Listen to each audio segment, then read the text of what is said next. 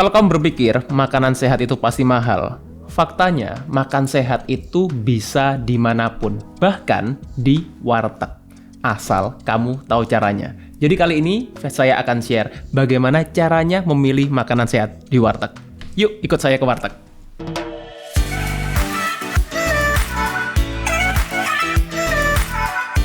Oke, jadi sebelum masuk ke materinya, saya akan intro dulu, saya perkenalkan dulu yang ada di meja ini.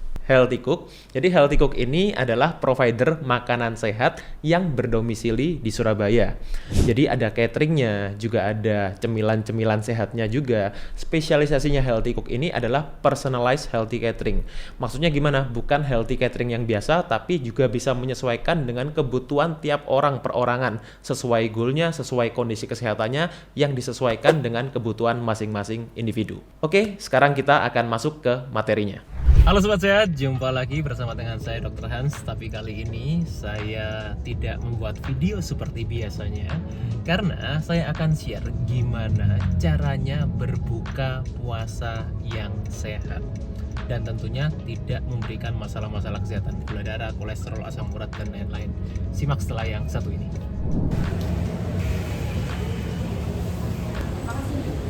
Ada yang ada lauk yang nggak digoreng. Minta tempe. Boleh, ya. Ayamnya ada apa yuk? Dada apa? Ada sayur, kayaknya sayur. Enggak, boleh deh. Ya. Bukan dada. Oh, bukan dada. Nggak apa-apa. Iya, dada aja. Tempe boleh. Apa lagi lauknya yang ada? Ini ikan? Ikan matinya diapain itu, Bu? Digoreng nggak? Enggak ya? Boleh deh, ikan mati satu. Tahu ini boleh, Bu? Iya. Kerangnya diapain? Yang mana? Ini ya? Boleh. Kerang boleh. Saya bening, Bu, ya? Oh, udah lama? Saya langsung? Boleh, saya langsung. Ya, saya langsung boleh. Tanyakan Pak ya, saya punya ya.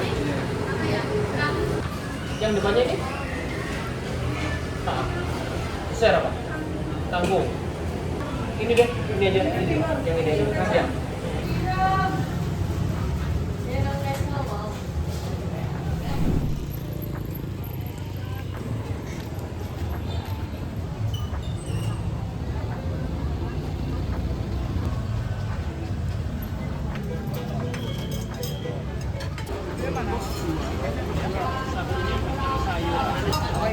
Sayur aja. Ya. Ikannya apa? Sayur aja. Bisa. Ya bumbunya ikannya ada ayam telur. Nggak pakai, Pak. Nggak pakai. Kalau yang satunya isinya tahu, telur sama tempe. Tahu telur aja. Nggak pakai nasi juga. Nggak pakai nasi. Salah satu komen terbanyak yang saya baca, terutama di video-video yang bahas mengenai makanan, adalah saya diminta untuk share menu berbuka puasa. Nah, jadi karena ini juga di momen bulan Ramadan, bulan yang penuh berkah, saya juga akan membagikan bagaimana kita supaya mendapatkan berkah yang lebih optimal dari kesehatan tentunya. Salah satunya adalah bagaimana kita memilih menu untuk berbuka puasa dan sahur. Jadi tadi karena saya di warteg itu rame banget, jadi saya ingin share ke Sobat Sehat gimana sih cara memilih makanan ya, mulai dari awal mengidentifikasi makanan, terutama buat Sobat Sehat yang memilih makanan di luar karena mungkin nggak sempat masak atau mungkin nggak bisa masak ya. Jadi kali ini saya akan share menu apa aja yang saya pilih di warteg tadi. Oke, jadi menu pertama yang saya pilih ini adalah proteinnya adalah ayam kari dan tempe kari. Bisa kelihatan ya di sini menunya ya. Jadi kalau kita lihat ayamnya di sini juga nggak digoreng, tempenya pun juga nggak digoreng dulu. Memang saya sengaja untuk pilih menu-menu yang nggak digoreng. Tempe ini protein nabati yang cocok banget karena punya amino acid score yang lebih tinggi dibandingkan protein nabati yang lain, dan satu lagi paling mudah didapetin di Indonesia. Harganya pun juga relatif terjangkau. Yang kedua, nah ini protein favorit saya juga ya. Ini seafood. buat yang nggak alergi dengan seafood, tentunya ini bisa jadi salah satu pilihan protein yang juga baik karena kandungan zinc-nya itu tinggi sekali, dan zinc itu baik untuk tiroid kita, bagus untuk sistem imun kita, apalagi di zaman-zaman di waktu-waktu sekarang juga banyak sekali penyakit-penyakit yang disebabkan karena imunitas yang menurun. DBD, ya, kemudian juga masalah-masalah virus-virus yang lain. Kemudian ini juga protein yang dicampur dengan sayur-sayuran, ini tofu, mungkin tidak sebaik tempe proteinnya, tapi juga bisa jadi salah satu alternatif buat kalian yang cari protein nabati. Ini juga dicampur sama sayur. Kemudian protein yang lain di sini ada ikan patin yang dimasak gulai. Tuh ya, ini ikan patinnya. Ya, jadi ikan patin di sini dimasak gulai. Memang ini ada santannya, tapi nanti kita separate aja bumbunya sama ikannya supaya kita tidak makan terlalu banyak karena santan yang di luar kita nggak tahu kan sumbernya dari mana. Oke, tapi santan sebetulnya itu bukan suatu lemak yang buruk selama kita dapatkan santan yang baik. Tapi karena beli di luar, lebih baik kita pisah bumbunya nanti. Kemudian ini juga sekarang sayur-sayurnya, tadi ada sayur yang dicampur sama tahu, ini sayur aja, jadi ini sayur toge yang dicampur sama kacang panjang. Kalau bisa sayur itu yang beragam warnanya karena setiap sayur punya antioksidan, punya fitonutrisi yang berbeda.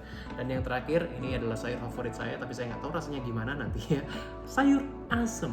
Nah, di sini sayur asem itu ada jagungnya. Itu juga salah satu karbohidrat, sumber karbohidrat ya, yang cukup tinggi karena jagung itu sayuran yang mengandung zat pati. Kemudian ada kacang panjangnya juga, kemudian juga ada kubisnya. Ini dibuat sayur asem. Oke, saya akan buat plating di sini ya supaya sobat sehat bisa melihat komposisinya. Kalau kita makan, saya pernah ajarkan sebelumnya mengenai yang namanya piring sehat. Tapi supaya kita lebih jelas, gimana sih dok supaya tahu seberapa sayurnya, seberapa proteinnya, seberapa karbohidratnya. Saya akan plating di sini supaya lebih jelas buat sobat sehat. Oke? Nah, ini sudah saya plating untuk semua lauk-lauk yang tadi saya tampilkan. Nggak semuanya, supaya ini hanya untuk ilustrasi aja supaya sobat sehat lebih paham bagaimana cara mengatur komposisinya. Setengah dari isi piring, di sini ya, setengah dari isi piring, ini adalah 50% adalah sayuran. Ini yang saya sarankan.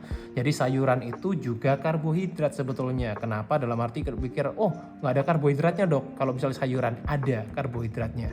Sayur pun itu mengandung karbohidrat, tapi karbohidrat yang tinggi serat. Jadi ini lebih saya sarankan kita komposisi makannya lebih banyak. Jadi kalau kita mau cari kenyang dari sayur. Kemudian ini 1/4 dari isi piring minimal ya. Kalau kebutuhan proteinnya lebih tinggi bisa ditambah. Jadi misalnya dari 2/3 dari setengah isi piring atau 1/4 dari total isi piring itu isinya adalah protein. Proteinnya boleh dikombin nih. Ada protein hewani, ada protein nabati, baik itu ikan, ayam, seafood. Itu boleh kalian jadikan satu di sini. Jadi untuk minimal 1/4 dari total isi piring.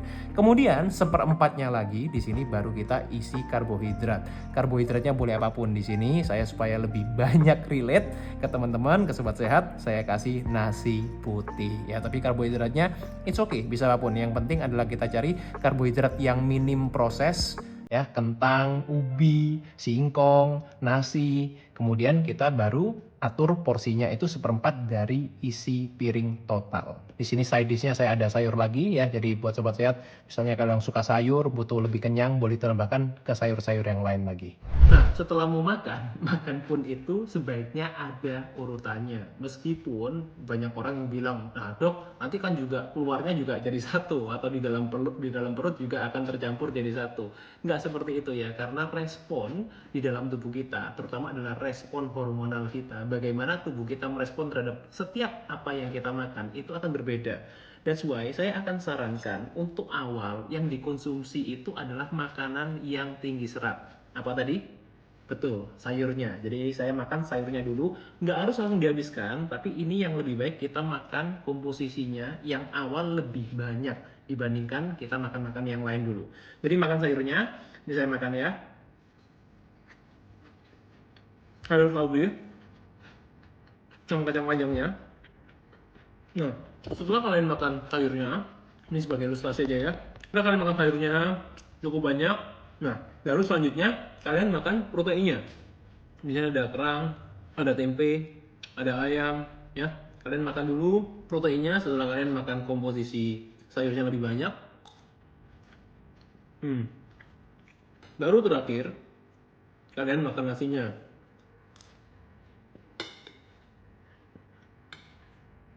Nggak harus nasi merah, nggak harus nasi coklat, nasi putih pun oke. Ya. Jadi kalau selama ini banyak orang berpikir oh yang paling baik itu nasi merah. Sebetulnya indeks glikemiknya memang lebih rendah nasi merah, tapi kalau kita makan nasi putih dengan sayur yang sekian banyaknya itu juga bisa menurunkan glikemik indeksnya. So aman buat gula darah, apalagi kalau tadi kalian makan sayurnya duluan. Jadi itu adalah cara makan yang tepat buat kalian yang ingin sehat selama bulan puasa dan setelah bulan puasa. Selamat berbuka. Nah, tadi udah lihat kan gimana caranya saya makan di warteg tapi tetap sehat. Memang kalau untuk memilih makanan di warteg itu menunya kan bermacam-macam. Dan mungkin sobat sehat di tempat-tempatnya itu nggak bisa menemukan menu yang sama persis seperti yang saya makan tadi. Tapi sebetulnya ada caranya, ada basicnya. Kalian bisa pilih menu makan sehat di warteg manapun, atau mungkin di depot, atau mungkin di kafe, di restoran, dimanapun kalian makan, asal kalian tahu basic knowledge-nya.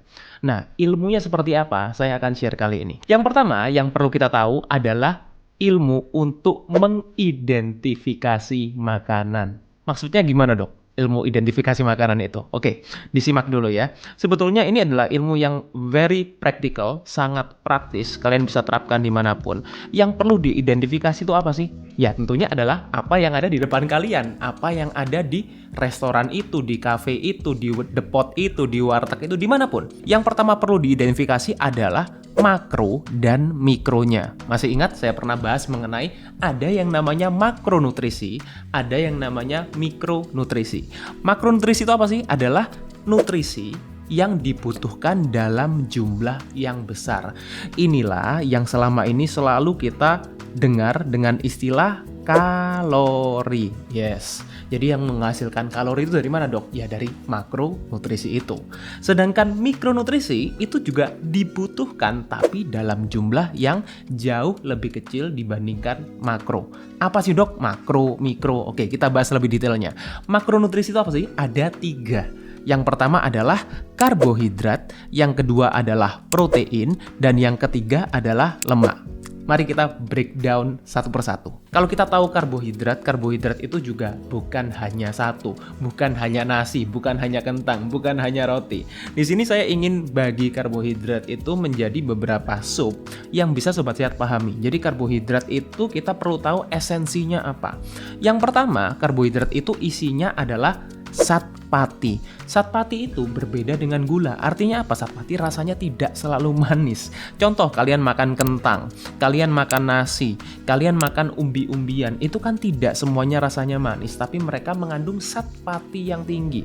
Atau dalam bahasa Inggris kita sebutnya adalah starch. Nah, jadi artinya apa? Starch, zat pati yang bukan gula, yang rasanya tidak manis pun itu juga termasuk karbohidrat. Kemudian yang kedua adalah gula sendiri, atau yang kita sering sebut adalah sugar. Sugar ini juga bisa dalam berbagai bentuk. Sukrosa, gula pasir, laktosa, gula alami di dalam susu, fruktosa, gula alami juga yang terdapat di dalam makanan-makanan yang alami, buah-buahan, kemudian madu, dan lain-lain.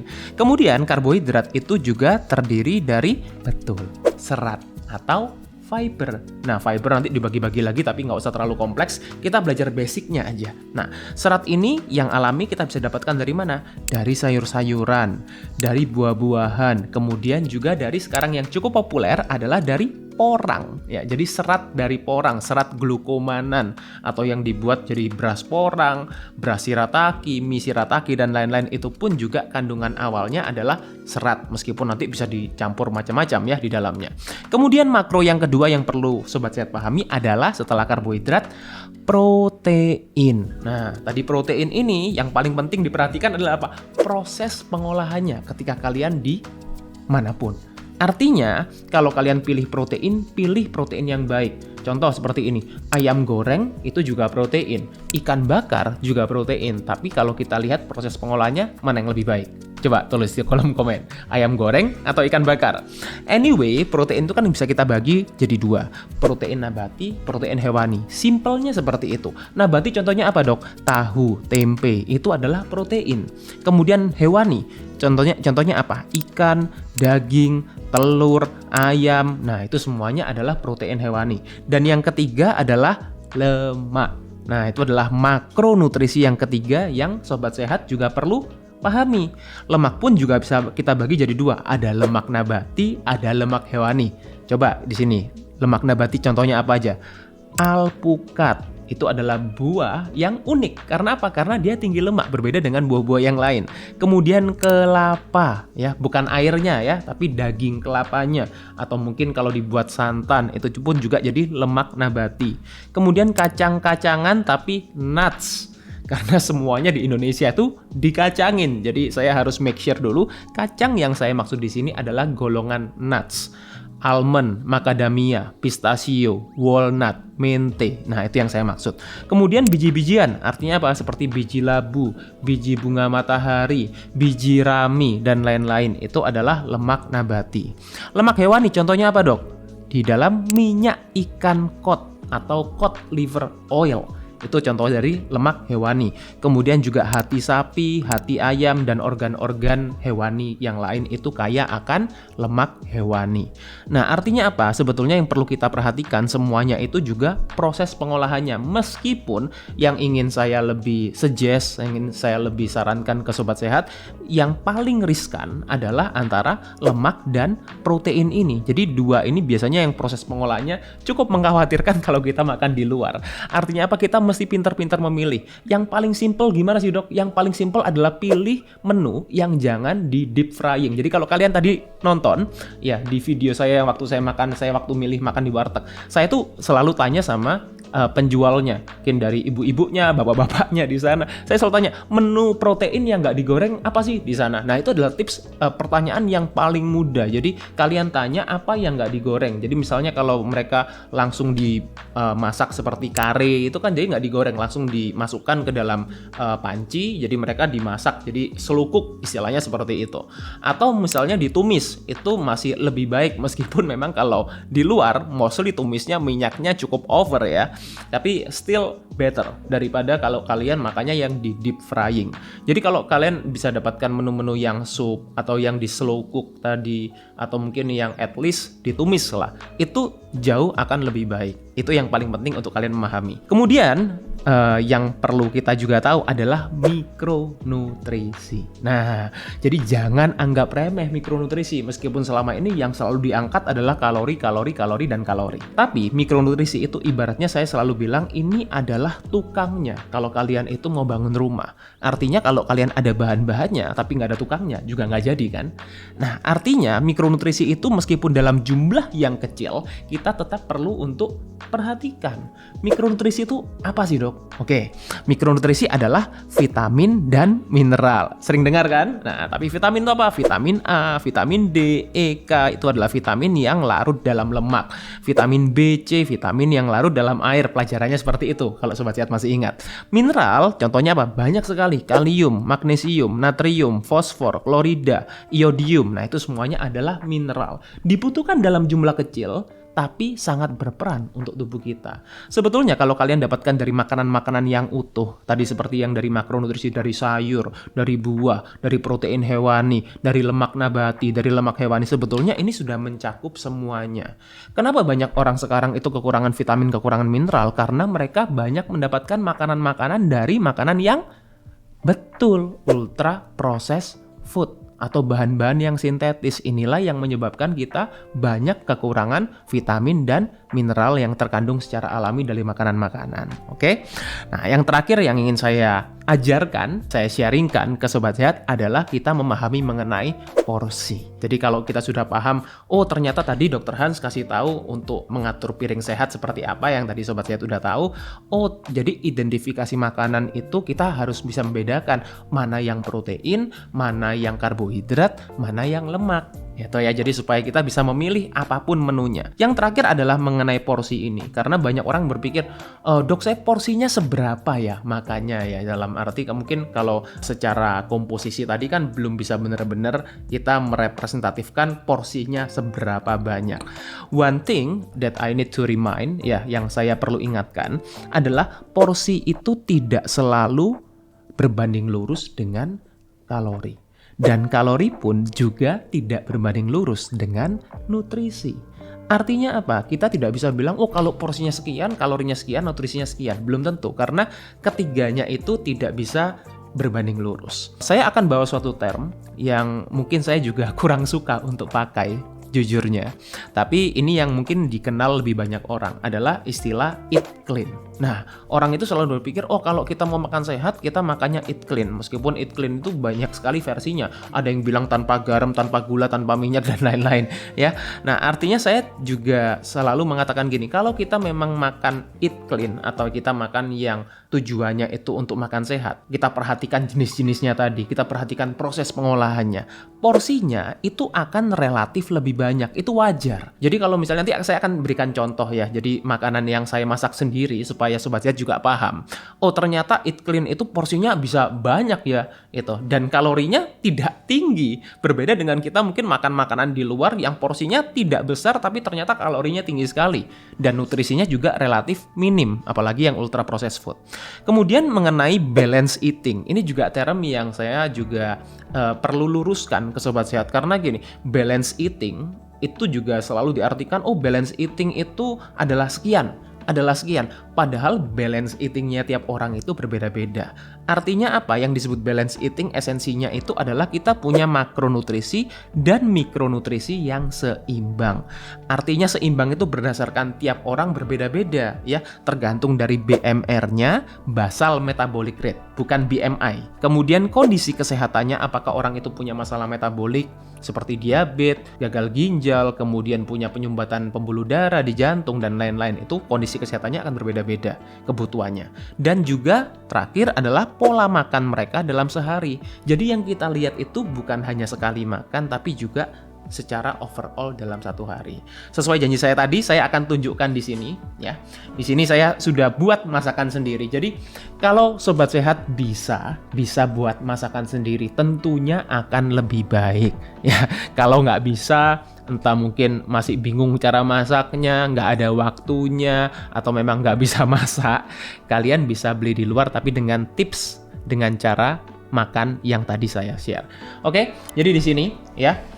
Saya sudah buat masakan saya sendiri ya, seperti yang Sobat Sehat tahu. Jadi saya ada makanan sehat juga. Di sini saya kasih tahu komposisinya ya, seperti yang tadi saya sampaikan dari awal. Jadi yang namanya sayuran itu porsinya paling banyak ya, jadi setengah ini. Sayurannya di sini saya pakai pop nasubi ya, pop nasubi itu terong Jepang, kemudian ada carrot. Di sini ada jamur shiitake dan juga ada konnyaku. Tadi konnyaku itu kalau masih ingat itu serat glukomanan ya. Jadi itu serat dari umbi porang. Jadi bukan umbinya tapi diambil seratnya aja. Kemudian di sini saya pakai protein hewaninya adalah ikan salmon. Nah, ikan salmon, dan protein nabatinya adalah tofu, organic tofu. Ini jadi saya masak miso salmon sama organic tofu, saya grill. Dan untuk berasnya saya pakai beras porang juga, beras porang saya sendiri buat Sobat Sehat yang sudah sering lihat. Jadi saya pakai beras porang yang kandungan karbohidratnya itu sangat rendah dan kandungan seratnya juga sangat tinggi. Artinya apa? Ini bisa mencakup kebutuhan serat kita dalam satu kali makan. Kemudian juga proteinnya bisa disesuaikan kebutuhannya tiap orang gimana. Kalau memang punya kebutuhan lebih banyak proteinnya bisa ditingkatkan, kemudian juga bisa dikombin dengan protein nabati juga untuk bisa mendapatkan asam aminonya supaya lebih lengkap. Nah, jadi ini adalah penampakannya ya. Kalau Sobat Sehat bisa masak sendiri di rumah tentunya akan jauh lebih baik, bisa diperhatikan komposisinya, bisa ditimbang sendiri seperti ini. Oh, ditimbangnya berapa gram, ini berapa gram ya. Kalau kita makan di luar kan memang akan lebih sulit, but at least tetap bisa diperhatikan. Jadi nggak bener-bener barbar makanya di luar, cari yang enak aja, cari yang kenyang aja, tapi jangan lupa untuk perhatikan komposisinya. Apalagi di momen-momen puasa seperti ini, kalian buka puasa, kalian sahur, terapkan ini untuk bisa membuat puasa kalian lebih berkah. Semoga bermanfaat, stay fit and stay healthy. Tapi sebetulnya ada caranya, ada basicnya. Kalian bisa pilih menu makan sehat di warteg manapun. Yang pertama yang perlu kita tahu adalah ilmu untuk mengidentifikasi makanan. Yang pertama perlu diidentifikasi adalah makro dan mikronya. Masih ingat saya pernah bahas mengenai ada yang namanya makronutrisi, ada yang namanya mikronutrisi. Makronutrisi itu apa sih? Adalah nutrisi yang dibutuhkan dalam jumlah yang besar. Inilah yang selama ini selalu kita dengar dengan istilah kalori. Yes. Sedangkan mikronutrisi itu juga dibutuhkan tapi dalam jumlah yang jauh lebih kecil dibandingkan makro. Apa sih dok? Makro, mikro. Oke, kita bahas lebih detailnya.